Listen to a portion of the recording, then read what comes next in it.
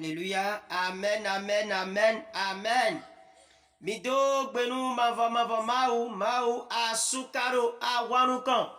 Kini wando judaton. Atomu totonu mamu. Mido gbenu yani do khumitam. Alléluia. Khumi. Mon adino miton. Elo kano russe. C'est russe. Ah, c'est russe. Mido gbenu mi. Awajije ero gbeche goe. Alléluia. Milemo Ave Maria. Ere me se voso ke mi nu gonde mi bolere. Amen. Mi wanu komitondo azo supo. Wenu mi de bo. Azo no supo do mi. Azo supo do mi do. Mina ken gide glebna blo ni ledo. Ene wonu pataki mi. Bon, ndo gbenu ndo poloko mi ton la bi. Bon, le bo do gbenu pasteur Evariste mi bon. Bo bi ko be fi ewe hun montagne de miracle alinu mi bona mi troje. Bon, mi na mo temlanze mi pro me dako le ba bon. Mais keke na mo quand tout aussi ouvert y tombe. Mais keke na mo quand tout aussi ouvert tombe. Bon, mino azok patakire ouais comment traiter son âme, comment traiter l'âme. Lewe non wete non ni no me dewe non ze ani to me tondo promote non kosi mfeme le anzani tonto bon bon mi do ko keke mi do krete de ko ekpetodi nu ebla ekpetodi ma o ko e ka ekpetodi ene le bi ku pla ki gbotwe bon ko nu ki gbotwe chakan kha ma o azina honwe bona honwe mamina honwe bezanto na hunzo ani tonto na uzo zorote a comprendre ani tonto e ja uzo zo e ki gbotwe ya ani tonto na wuzu zorote eba anyi mede bo amuno yin wan ma ko a wono yin wan de bua pasteur ko de nu mi jiando pasteur ko de mi jiando pon de bu wele suno sin wari wele suno sin a check bawani aduna wete aduna ko de nu wele bo ani tonto na gunzo ani tonto na yabi pasteur lo de ko nu wesi pasteur to la mo wede suno erora kode mais les ben on zia gban bi filo comme pasteur ton on zia gban bi filo comme pasteur ton le gbeda ko non c'est pas ça c'est pas comme ça que ce monde fonctionne. Alléluia. Moi gbelo men fonctionner quoi donc arwana kode to ayi me de bona no kode anon blam ayi wanu ma ko mo kha ma ko amulo ke te révélation de da ko no wanu ni no me ano na ton si ouverture ma vo na no zianu to ene le bi ku pla ki gbotu mais tambo no ke te ani to tu na ko si ouvert ani to tu na ko si ouvert les medio bona mon pe. Alléluia. Eni on e ku pla service le parce que tu vois que ye pe ani tonto wo volé we to isawe ye pe ani tonto wo ira ani tonto boko idon de me ye don kunya yan petu me e no Jésus lo que te nyane de bo le créton et les crétons bon e don kunda dagbe do keze mais zame o kento adon kunya yan mi mo lo que zame we ketron wa nkeke zame we ketron to ason gbeme to me zame zankule yo we ketron ya so mo wa zame we ketron film meton le e zame we ketron film meton le bon temeno fin le bire temeno ton kuyaro ani ton peto me ani ton peto ton kuyaro ton chobo ke trombo le bi compris amlo ke tore sono vo esa et ça dit e blon we na che khara bi filo tatu me e sa vo e khoiso e blon no lo pale bi ku ya blon gbeto sitame bo monte mo don e so ikudo jombo no we sono ale ton sin verme arona bo yin wan we te service le bona yin wan keke les en traité ani tonto bon nous de tolo ani tonto me azonde tolo me les en de ton si me bon les en de nous kunya yani on si me bon arona ko kanton bona blo c'est ça fila sonda khode donc service au pataki maintenant ko eno a dia service la blodio mais kekede mais on service ye wana son prophétique le mais ye wan de là ye wan sacrifice ye wan alliance ye wan dima ye wan premisa bon bloa et c'est grave parce que ani tonto kono que ani tonto e kun plan no ko me fila bi compris ma do ko ete e do check betoji blo woni dominer woni assujettissé fiki an dominer ai ku bandi fie bo ai ku bandi te ku ba me ay ku banda gbele bio la ku mame zera gala ku bame lude jira ku bame kwele ku bame gigola ku bame akwela ku bame nule bia ku banji fiweri ay ku ban la meri nuwe ku pla gbeto bi ku compre ay ku ban la meri nuwe ku pla bigbo se ku meri alléluia ton le nere gbore jombo no ke abana dominer bo bana yin gbeto te ngbeji bo na du ne bi kwijo bo azoma so to ya we do mlen to ya pu mlen to ya yamlen to ya entre que termina traité ani domito bo na lebe no service le we na lebe no service le en le yin wanu te nous étions déjà sortis le service et le service c'est pas seulement les actions prophétiques service les systèmes service les systèmes moi ça coulait dans diété moi ça coulait dans diété le service maintenant moi ça coulait il ne va sortir pour nous mais sans que sacrifice me voit sans que bon amalo belo premier semaine amalo belo dim semaine amalo belo offrande semaine et amalo belo alliance to mea ndebu sijwa tu es besoin non alliance ndo mi le cœur peut badam mi na préparer 20 minutes 20 tous 20 vivi mais 20 de me le corps de 20 vivi encore bon mi na khoreji bla ze wuzu kanjo Kristo mo anje nunu ji anu zanzan bla nu pata amlo que besi fina kanjo Jesu la tota gbatu bona wan kekero gbatu ton le leyin bonne ton akanjo Kristo enye bi ogbatu me ena wada pe kekero c'est ça na wada pe kekero je t'assure egbe mi na no alliance dit mi na no président parce que alliance son terre alliance quand John wechi chawe quand John menwe zegbeta meweze gbeta bana no kono kwamna wan meweze gbeta bana no kono kwamna wan nze gbeta khawe mina chaka njo mi tole rokpo mina no kpo mna nu ale bo ale nu ene me na respecter parti bo waso na respecter parti donc ale nu mavo ma na cha akanjo ntu khawe bo waso si akanjo na bio mavo ma me alléluia bon le bi kwina je ijiro gbetu meji donc alliance son ndagbe alliance les sous traité à mettons Agnès Nozombo, Annie Tometon Gosin Yame. Agnès Nazombo, lui ko yu ve, de bourreau betume, ou venant sedo. Agnès na ronto po, zira gaton oui. Agnès no était, Agnès Nozombo, azonero bametome, azon binohon. Azon de ko diare sin ko mon pandie. Et na sin alliance ubo, azonai, parce que tes un pomo, ma ou no diazon, ma ou nya sisono. Eh, jomono mavo ma o ka chan kan jon tu ka kan jon tu. Amlo kete akan jon weto en sisono. Le me azon dio, e yana seto. Bo akan jon Jésus Christ na pe azoro gbetume. Alléluia. Akan jon Christ na wete, e na pe azoro gbetume. Donc alenu nu ka maou, nu nda gbebe. Men kekere yete tun ale nloa no nu ale kodo ma kwa yetun ti abondo ama nu ale kodo ma kwa ama bio ale nu me si tu n'entres pas dans l'alliance avec Dieu et non que tu ama bio ale nu me ka mawa boma do no ponwe asido ko ogbon debu asido moto asido ndebu tro no na gble e na gble no gble jame me manuel kodo ma kwa me ma bio ale nu me ka mawa nu teke no gble azone nyomba mone boma do no ponwe Job do ko grandi Job do tokun mais when Job ma bi ale nu me ka mawa Satan ke Job sin mi quickly Satan ke Job sin mi quickly Job lo pon ge wer tu mawu amo Job sin won do tu mawa Job lo pon ge tu mawu Job wan no pon wa leme vo Job no sa voici ça voici Job tu mais ale nu Job tu en l'enu mais Abraham tu en l'enu différence y me voulait tonner Abraham tu en l'enu bon nous quand les Abraham lo kodo ma po kabi nous quand les ma lo kodo Abraham po reto verso nous les kodo ko su nous les kodo po nous quand les bleu que te ye nous les ka edele ye nous ale ka de amore on a fait de que Job nous les ka mawa when Satan et Job sin mi quickly Job non bleu sacrifice et no Job sin vilain doit et doit encore Job non play vitole bon savo vestame bon sra ou nuye Job non sra ou nu fitole alléluia asore Job no wane mais Abraham nous quand on les Abraham nous les poto mapo bon mau de sous nous les poto Abraham po fide ale nous yo kan John we chare quand John Wecha, nous ne donnons pas respecter. Nous ne donnons pas respecter. Quand John Wecha, chicha quand John ton. Et voyons alléluia. Donc alléluia si on pas quoi, ma voix, non on est béton qui si on veut.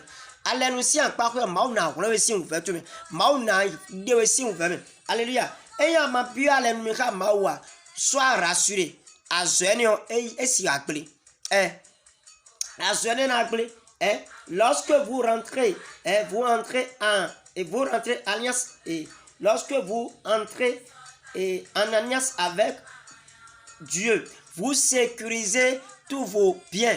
Alléluia. Nous bien nous mina sécuriser d'agbe mitole. Même si bon que fofi annonce fofi paquet de quoi fofi paquet de quoi ça point oui paquet de quoi no carton mais bon nous les kodo ma ko fofi mais amolo que te carton na wati ansam akora pe même si bon si annonce pia wata annonce bon nous les kodo ma ko pia wata to amolo que te mavo na zeda galop paré bon quoi son ye pia table ti endo ma nous les ko me ko eno kula tan me do ma wo nu da ho nu su da ho ma wo to kuno kwa sunu les kodo ma ko bokpolo leadia jamais donc allez nous poto maopo no plan bio kiko da home allez nous poto maopo nous sommes sécurisés et non sécurisés d'argumentons. Beaucoup de gens sont riches aujourd'hui, mais demain ils mourront pauvres. Alléluia. Beto kekere, bo yeyi dokunegbe, amo so ina kulo yame, yena kulo azome. Alléluia. Ils mourront pauvres. C'est à dire menele et bedine la fote dion, nbilo ye. Bon mais pikpo kose eton, yenu asanu bi. Hey. Biko kose to asanumi bon non do ho ni tegbe mo ministre keke bon ministre keke wenu yelo kandu yo numbiro yiwe e no kete minanze damia la kasale wenu yelo kre kusi bombolo kabi soklosi mso afrika ndia bon yelo ministre yiwe mais le non ye c'est ye do mo to gidi mais wenu menele abia pipo comme ye sa nous eton la bikwi complet et ça pour baniro clavier titengbe et ça nous keke ne gwen bomo parce que tes zones nous en les podo makwa et nous en les podo makwa mimo azoin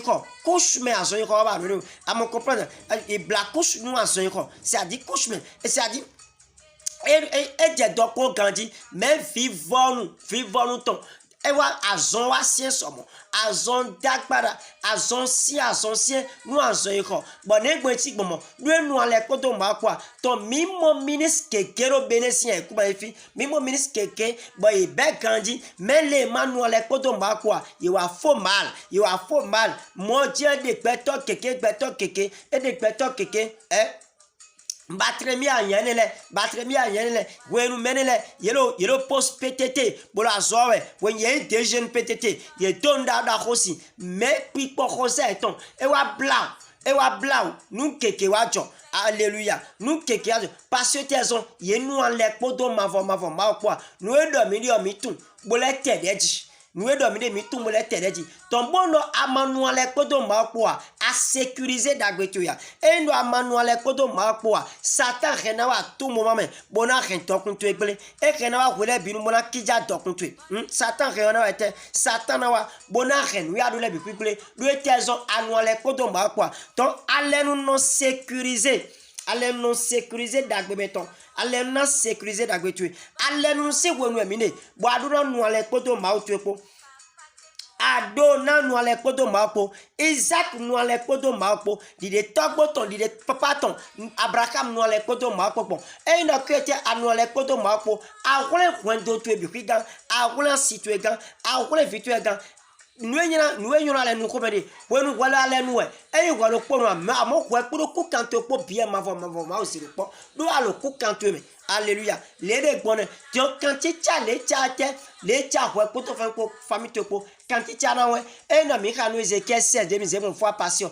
verset 4 et le cœur wenu diyo et kusi en honkanto a honkanto le va cloter maintenant wenu anu ale kodo mavo ko amlo ke a honkana insistant et ya manu ale kodo makwa mavo mana kwa pato blanche do parce que bon a honkano te et tu as pon contre loi et na pon contre amini pon noko allen manuka mauto no jomedo beto kekiro sisron kekiro veme mais lo de quoi si tu ma ka ko ko ka je gbere mau po e gan mau te tuno ero ko le suelo mais on kan cha ko to ko a bona se ko susu ya acha kan ko do me po a ado nie me ko do me po a de cha ko do me po a bo alo ko su esi se ya regarde bien Ézéchiel 16 Ézéchiel 16, verset 6.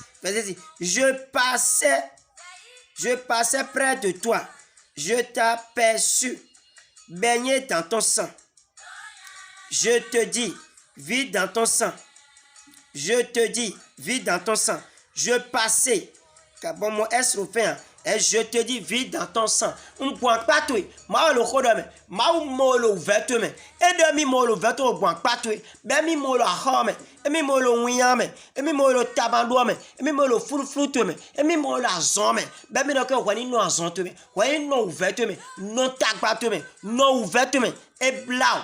Endo mavo mau de suno na jo peto do peto chaka kai ya ya utua ba inte blood ti iro wen nu ale kodo mapo ale nu no ndagbe eno di mesion di ani to meton sin ya me eno di ani to to si en home ena sécuriser nu ya do le bi on donne que même si on a simba no ça ena sécuriser situé bona kula tana mo antiti alokpa fu antiti Abraham les Abraham nous les kodo maopo Abraham nous les kodo maopo nous que Dieu changer de Abraham si permetti nous que changer Abraham si permetti parce que fille Abraham caution pour quand les mêmes caution pour quand aussi saint-on bon nous bifi no bowe no fine Abraham sinto e bowe no fime e bowe na kwame e bowe no bime maintenant Abraham tout mon bon nous quand on Abraham le Abraham nous les kodo maopo bon moto sécuriser honneur ton et moto sécuriser richesse ton et moto sécuriser bénédiction ton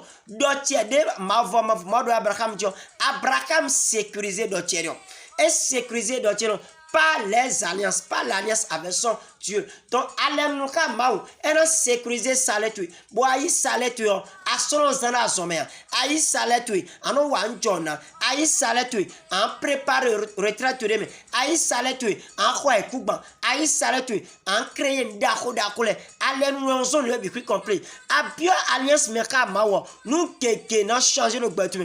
Et yé le mode, maou vile, non y'en nous coume. Maou vile, non souto. Ils ont balancé fina parce que tu as raison Satan te bon y bloqué il a ton si ouvert tombe cosile aïe remercie mais Satan y a bloqué tout possible loi rentre pas tombe ben non nous les pots de yepo ils ont nous les pots de Satan pour le quoi mais comme tellement déminé mais bien aux quand bloqué les nous pots de vaudou ton point vaudou en leur parle quoi bien c'est boire les nous crave il y a les nous crave vaudou en leur parle bien bon na mon témoin était bon na do nous quand mais donc quoi de même na bien Dieu à mon mau vi mau vino bana c'était pour no viche sous no viche doto gbeche grandi et de forcer nous à mon nous de mavodo en bleu branca et dans misé Luc 4 verset 18 et Jésus-Christ le était bigbo mauto chichi be dami tanmi bona la wenda gbenu wa mamole wenda gbe la wendi na la wena gbenu wa mamole Jésus demene busi yamia même c'est roton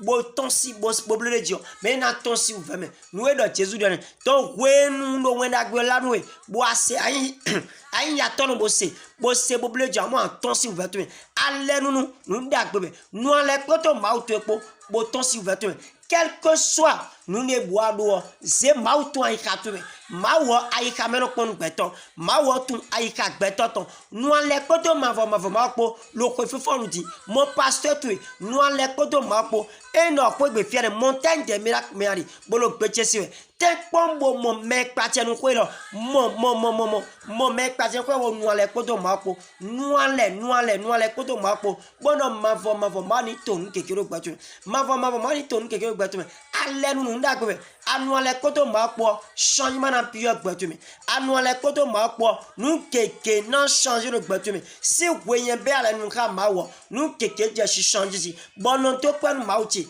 lo alitile bikwiji e no to kwa mawo ton alle nous ndagbe continuer alle nous manger alle nous so igbe alle nous zombo malgré akudo Isaac et Yanou wobu malgré donc alle nous on bon malgré tout les mais Isaac dit hein when akudo when atoton to mais Isaac était Isaac ton boya alle nous on mavo non sécuriser mettons Abraham datigban Isaac datigban donc était assimi ton novimiton même malgré ça mavo e wa te khotro a khosuni blom ya ozia si ton jonu yi ton ale no so mavo no je kuno tameton de tezon etezon Abraham lo kasidie do mi do asimito yin Sara dion ina wo mi Isaac lo so kasidie do mi do asimito Rebecca tion ina wo do yo asieto na nyorepe ye me le bisian signorepe alléluia to elo kasidie kasidie ni o ezo mete to le meyi boja boyin réfugié to me boja beye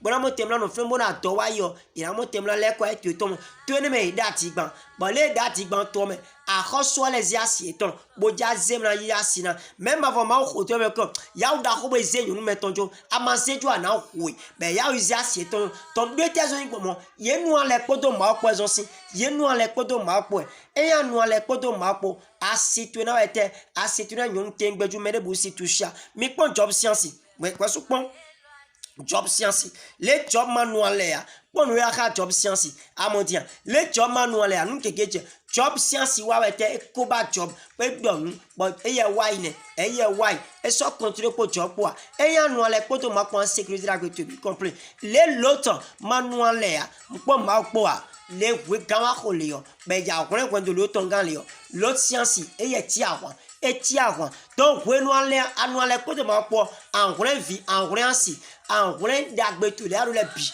en sécuriser dagbetu en sécuriser dagbetu bon mavo ma o cheni tonu mavo ma o cheni zewe daga donc aduna annual ko de ma po alliance ndagbe blo tout possible no ale kodo mapo sinon adon de bois même si adon tia salaire pe adon fini e ya bana sécuriser salaire e bana yinu kon quelqu'un no ale kodo mapo bo sécuriser d'habitude sécuriser salaire tu a jolé wa yari à tout moment mais satan rena gba jodo satan rena ranya jo mais no ale kodo mapo eze maudo a jo sinu kon ma uzu PDG no anjo ma uzu gardien no anjo bolo ron me entendu wole pinu ma uso igudoa même maulo nu kon e yelo nu kon blo lebi kwicho ma uso lo khorono me même maudo ete maudo ronji honto boji kaka satan ron ena mo maudo ra ron le lede gbon donc wenu anu ale kodo mapo alo gbe kodo mapo alléluia vous pouvez faire alliance mina no ale kodo mapo kodo nu ya do lebi kwipo mina no ale kodo mapo kodo nu ya do lebi kwipo alenu ndagwe tekon no ale kodo mapo bo sécuriser dagbetu mi ko si frère mi no akpa ko we go de no sécuriser dagbeton bon on a ni to meton si ou feme akpa ko we go de no sécuriser dagbeton bon on a ni to meton si ou feme bo ani to meton ko si fome nwe kun pla dokun pio ani ton tu we ejanti nwe kun pla dokun ba me fiton bi qui complet ani ton tu we ejanti ani ton tu me wedi hun tu me wedi alléluia hun tu me ani ton tu me wedi donc yes met nu na yes met tole when ya so regbo when une révélation da ko le when un miracle when prophétie when ça dit nous gbigbo meton le à comprendre bien nous gbigbo meton le zeda galok pa le nous e kupla gbigbo mene nous e kupla gbigbo meton nous na gbigbo meton le quand ti chat gbigbo meton le metan nous e kupla ni to meton lo akpa ben to kupla me fiton le na ho kwe na gba kwe na yaga na imejo me na dasu dagbe nous e bi kupla ni tonchi e kupla ni tonchi donc elo tantan elo bon traiter ani tontu par les services et aussi attirer les gens vers toi. Maintenant, qu'est-ce qui attire les gens vers soi? Ouais, nous étions allez nous. Maintenant, mi wa dimji mandao. Et nous yon sen melea. Mais mandao wale melea yon était minon blaye, adonon blaye, robenon wuli ye. Alléluia. Mandao quand mauzo atol son bu mandao. Mauzo atol do tomi. Asi mauzo atol debuno. Asinya ou gagano, asinya ou pevino, asinya ou bakunda ho, e no krete noué do de fish, e no wale sono amambloa, amanuan le kodo mauto poa, adamiro mauzo, men biwe nanuan le kodo maupo vedo, Abraham mauzo atoe, Abraham prophète, Abraham pasteur, mais pourtant, Abraham no le kodo maupo, Isaac prophète, mais pourtant, Isaac no le kodo maupo, Jacob prophète, mais pourtant, Jacob no le kodo maupo, David prophète a soda ho aten David wa kume mais pourtant David no le kodo mapo mais keke no le kodo mapo mauzo ato do mi kanji e no were suno amanu le kodo mapo amanu le kodo mapo bo zin le do wa chan bo ndo akure ko no ale bo edonu ko akun vile sian ko me an yoyue gbetu na flu gbetu na yoyue ta anon bion nudu akunvile anon bion wezo mena mo akunu konto kikere wo gbe ton gbele ça yekura azome. Comment se fait que on y mauzo aton non wazo mauton bo un diazon un bête diabète kaka beaucoup le diabète mais c'est grave un diazon kaka beaucoup mais c'est grave. C'est parce que nous allons pas de ma quoi on sort de l'intélève et non sort de l'intélève amolo que ça dit oh alléluia. Est-ce que menez s'y comprendre lui donner menez s'y comprendre lui azon lo wediri azon lo paweri azon di agbasa meton azon agbasa meton di ba ni okun pra agbasa to de suesu agbasa de corps e kupra corps eni okun pra ni ton ya azon agbasa meton e kupra ni ton ya azon te fo amoro kwete e kunyuno mi no palu jebe kabilo ko me je même kudra mi le mo ani tomi tombe le sadia blo gandi normal ani tomi to kumlanyu a comprendre bien azon lo pare mais vous amoro kwete mi agbasa e mi no gandi agbasa mais ani tomi to no plem de me ani tomi to mlanyu be tu envoni azon lo pare si no vision azon lo pare. Il y a deux sortes de maladies. Maladie de corps, de la chair. Ça c'est simple. Et nous azonné mais bien on dit pas. Mais bien on dit. Pas en fin de moi je suis rhumé. Mais ça c'est mon corps, c'est pas mon âme. Je suis rhumé, c'est mon corps. C'est pas mon âme. Et y a ni dentier ah. Mais big boy et agbasa tu aussi. Agbasa tu le rhumé. Agbasa tu le rhumé. Mais c'est ça. Mais y a ni dentier le rhumé. Parce que à zone complet ni tontia maintenant bon que tu as ma bleu noué de dia bon nous les kodo ma quoi ani tonto na la zone ozo me ma zo to keke a zone tche ah ya gbandu si ya gban mi parce que y de son nous les kodo ma quoi et il a été jamene di bleu de Mantesia le studio yo parce que when we is le studio mele awete ai ko ba wa de suno nous ne doit na oui il en 3 ans quoi mais ton tubo nous en les cas mauzo atol maîtriser mauzo atol gandi maîtriser mauzo atol et le bolé parce que nous le yeme ya tout no quoi mais alléluia bon mau tieni donu mau tienize do polo pomi tola biroaga enize miroaga do inko kwa kwa Jésus Christ alléluia bon miro kan gboro azom tonne miro tim manda o nda gbebe manda no ronto gbo tinu kusi ton tameton manda na ronto gbo do akwazi kan toji ronto gbo sako tometron ron vre wa mwambio ki go to manda o na gbebe no vion du manda wa adu manda wa anchigo même si atay ma ozo ato bo mele no beniwe ba mo na manda o to anchigo même piwe aider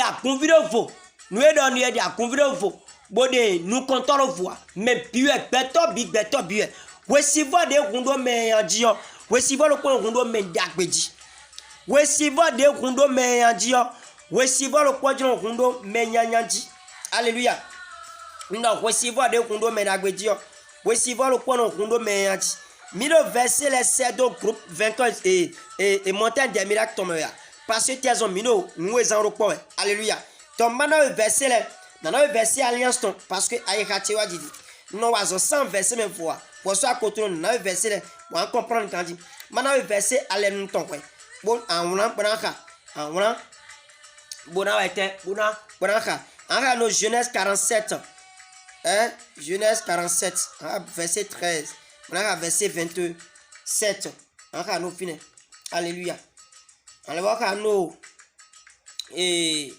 Genèse 47 verset 13 par là où nous Abraham et Isaac et nous allons podo et on va vite lire pour maser verset le 7 parce que verset le capital j'ai dit Genèse 47 tu n'es pas même fini Genèse 47 le 13 euros et donc le Jacob les Jacob nous allons podo mapo when adotons finir les Jacob nous allons podo mapo when adotons Jacob do quoi malgré adotons Jacob do quoi poser quoi serviteur que ni Égypte bo kon lua ton malgré adotons Jacob do quoi si on y be kon lua alléluia ton Jacob bio Égypte tome yame Jacob no yame bo bio Égypte tome Jacob no top mo bio Égypte tome donc maison bo bio Égyptien tome Donc commerce on bien Égypte tombe. Donc il est le capital. Il est le capital. Alléluia. Alléluia. Amen. On va à nous Genèse 22. Genèse 26. Genèse 26. Genèse 26. Maintenant, le verset là. Nous allons voir son sang. Verset, mais voir. Non. Il y a un point fort. Genèse 26.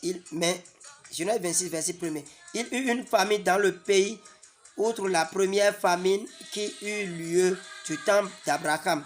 Et Isaac s'en alla. Et donc, Isaac dit. Et donc, Isaac dit. Et quand Isaac on a les potes de Marco. Maintenant, on a tonton. Bon, Isaac wa. Et wa et que c'est ton wa tout de vous mais. Et les maous toni bon. Et donc, on dit. Ton bonheur nous a les potes de Marco. Bah on a béni à jamais. Allez nous d'accord. Allez nous d'accord. Bon on maou tini tout nous. Je viens au verset le verset 2. C'est les deux. Allez nous couper les à mon Genèse 15 verset 18. C'est deux. À mon Genèse 17 verset 2 à 4. Et Genèse 23 verset 32. Ma bonne que t'es manuel les poteaux. Nous comprenons à remercier le premier le plan qui est dans nous les cas. Donc allez nous d'accord. Donc mi gosi fin. Il y a un nombre à dire. Dimdi mandao d'accord. When ana mandao. When I look below Manao to me, Mauna Mauna Yakaro, Mandao no continue consin. Do tali beme et non continue cousin me, et non banque circle to me ton à quasi quand tu me. Mandao ndagwe, Mandao non sécurisé, documenton. Mandao de soi, ayant sécurita, bon noir les rams, Mao Koto Mandao, tu es Koburu, Beji, à mon côté, en nous qu'on pive. Mandao Mao filet no banana Mandao. Yese Mandao simple. Comme nous oublier. Nous comptons les jadou. Nous comptons jadou. Ouais. Mathieu Mandao nous grandit. C'est parce que à comprendre la révélation Mandao ton. Raison de sur le côté. Et y a le carreau. Ya en comprend tia. Bible fait le fin ya. Bible fin comme quoi. Mais tant bon à le écrire Mao coin écriture. Mao n'a vu révélation de Bible. En comprendre les quantités. Mandao ndawe. Mao coin écriture révélation. Mandat autondio et donc ouais man blon lui donner un peu en 2000 en blon forcé en 2000 en blon tiens et donc était when an awanu mando bo zero po do po de asi jodan somo na kun tinu kusilo tatu et na somo an ya ganu pi mais patron tout monde pi wa sono a kon fibi ya no a kon fibi a khonu a kon fibi ou venu a kon fibi Mandao medu mandao enatia medu mandao bono ganho ina yi mandao de asi en khole lu ton tewe tene science ton parce que proverbe de minokete proverbe 6 verset 30 proverbe 6 verset 30 proverbe 6 le verset 30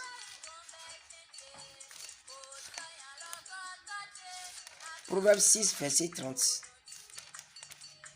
On ne tient pas pour innocent le voleur qui dérobe pour satisfaire son appétit quand il a faim. Si on le trouve, il fera une restitution au septuple. Il donnera tout ce qu'il a dans sa maison. Et le bonheur est à à Choto et qu'on a Choto dans le Rover. Et qu'on a Choto dans le Rover si on est à fini. Le bonheur est oublié. Et dans son nez fiancé ton temps oui ben dans ben au compte tomber en piche et dans ben n'était nous le compte tomber en piche mais quelqu'un ben on du mandat au mauton bon on ça qu'on va lire on ça qu'on va lire et on ben nous du au piche ayi salaire grandi mandat au ben à vlan fo salaire tu 100 000 ton mandat au tu 10 000 voilà tu au lieu en an 10 000 blanc quoi au lieu en an 10 000 blanc quoi pour ayi salaire à 10 000 na Akbet 10 000 na boutichon 10 000 ti bodu. Maintenant, ouais nous quand bon, moi ça qu'on va le mois de on plan fou. Alors salaire 100 000. Moi ça qu'on a 70 000 si. Bon aller à D. Et na 80 000 plutôt. C'est-à-dire les 7 dio. Et dans les 7 dio bolé à D. Bolé à D madame le tombeau et bloc 80 000 dans c'est maintenant le que était dans ben nous de compter ça. Nous y a doit bien ben. C'est-à-dire 20 000 à 20 000 de 60 douane. ahoto le na wa fina jazo moto na gble keke na gble impôt de na wa nunde sadi ouvert keke na bio gbetu me ouvert keke no chichon gbeto ke si gbe de tezo ye du mandao yin nudu wa no visu no biunu mandao nu e bo aruna di kasina nyero fio di kasinu mandao mais akunvide le di kasinu mandao wa on du mandao meto ka mi pon AG 1 verset 6 AG 1 verset 6 requête vous semez beaucoup et vous recueillez peu, vous mangez et vous n'êtes pas rassasiés, vous buvez et vous n'êtes pas désatérés. Hein? Vous êtes vêtus et vous n'avez pas chaud. Le salaire de celui qui est à gage tombe dans un sac percé. Même on a mandat ou attend non pour il même on a mandat ou attend non pour il ouvert mais non biolene. Ouvert mais vous n'avez pas mandat ou vous n'avez salaire n'a plus à côté tombe compte des misérari compte ton à côté tombe nous ne boulez mais à investir quoi nous n'anda kuya ananda kwe pon esi nanda kuya parce que tes raison ouais ça qu'on va parler plutôt à investir quanti même puis dans clé parce que mais que nous investir quoi et trop leme mais ndakbira mais binon clé ton mandat ou yin doudoua alors le péjiro mandat tu me et en bas 2022 ni année dakbenwemi bono kete mavo ma ni dalo ani to mi ton pour aso kikiro pe mi ton mandat ou tu andoua parce que ani ton to kun plan les piche ani ton to kun plan les bi bono ma o cheni to no ma o cheni se wedaka to mi na ek pe kandin mi na pe kanu no kuri e pe ton ti kan ko lo me to mi na so fine mi na pe kanu no patan ton patan connecté bono mi pe kana so mi ton bono ma o cheni to no ma o cheni